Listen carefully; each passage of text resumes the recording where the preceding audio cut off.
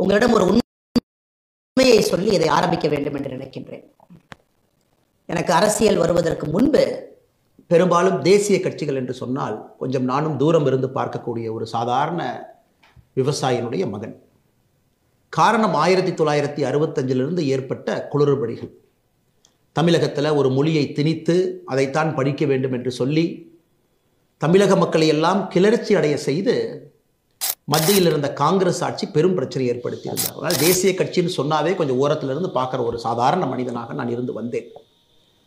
2019 மே 31 புதிய கல்விக் கொள்கை, நியூ எஜுகேஷன் பாலிசி, அந்த கமிட்டியினுடைய தலைவராக இருக்கக்கூடிய கஸ்தூர் ரங்கன் ஐயா, ஐஎஸ்ஆர்ஓவில் பெரிய மனிதராக இருந்தவர், அந்த ரிப்போர்ட்டை கொடுக்குறாங்க.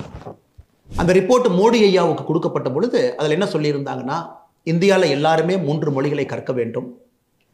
முதல் மொழி நம்முடைய தாய்மொழியாக இருக்கணும், தமிழகத்தை பொறுத்தவரை தமிழ் மொழியாக இருக்கணும். 2வது மொழி ஆங்கில மொழியாக இருக்கணும். 3வது மொழி கட்டாய ஹிந்தியாக இருக்க வேண்டும் என்று மே 31, 2019 கொடுக்கப்பட்ட ரிப்போர்ட்.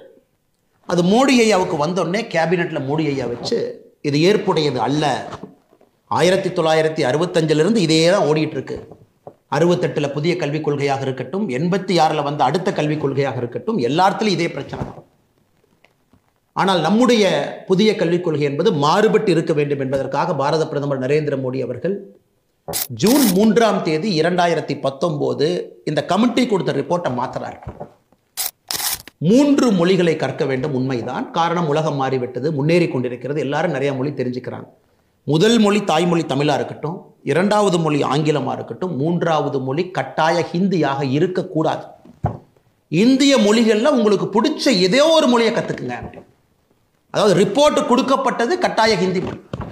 காரணம் 68 அப்படித்தாங்க, அப்போ இருந்த கல்விக் கொள்கை அப்படித்தான், ராஜீவ்காந்தி ஐயா காலத்தில் வந்த 2வது கல்விக் கொள்கை அப்படித்தான். ஆனால் மோடி அவர்கள் அதை மாற்றி 3 மொழி கற்றுக்குங்க, தமிழ் மொழி கற்றுக்குங்க, ஆங்கில மொழி கற்றுக்குங்க, பிடிச்ச ஒரு இந்தி மொழியை கற்றுக்குங்க, மலையாளம் கற்றுக்குங்க, தெலுங்கு கற்றுக்குங்க, கன்னடம் கற்றுக்குங்க, எந்த மொழி பிடிக்குதோ, ஹிந்தி பிடிக்குதோ அதையும் கற்றுக்குங்க என்று சொல்லித்தான் இது வெளியே வந்துச்சு.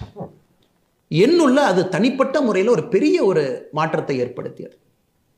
ஒரு மத்திய அரசில் இருக்கக்கூடிய பிரதமர், தமிழ்நாட்டை சாராதவர், குஜராத்தை சார்ந்தவர், 5 ஆண்டு காலம் வெற்றிகரமாக ஆட்சியை நடத்திட்டு 6வது ஆண்டில் அடியெடுத்து வச்சிருக்கிறாங்க 2019.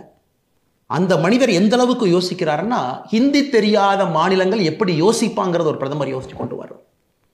என்னை பிஜேபியில் இழுத்து என்னை ஒரு தொண்டனாக நான் இணைத்து கொண்டதற்கு பல காரணங்கள் இருந்தாலும் கூட இது ஒரு முக்கிய காரணம் என்னுடைய தாய்மொழி தமிழ் மொழிக்கு மோடி ஐயா மரியாதை கொடுத்திருக்கிறாங்க என்பது மிக முக்கியமான ஒரு காரணம். என்னை போல லட்சக்கணக்கான தொண்டர்கள், இளைஞர்கள், சகோதரிகள் எல்லாம் பாரதிய ஜனதா கட்சி இணைந்து கொண்டிருக்கின்றார்கள். காரணம், ஒரு தேசிய கட்சியாக இருந்தாலும் மாநில நலனை முன்னிறுத்தி அரசியல் செய்ய முடியும், ஆட்சி செய்ய முடியும் என்பதை 11 ஆண்டு காலமாக தொடர்ந்து நம்முடைய பாரத பிரதமர் நரேந்திர மோடி அவர்கள் நமக்கு காண்பித்துக் கொண்டிருக்கின்றார்.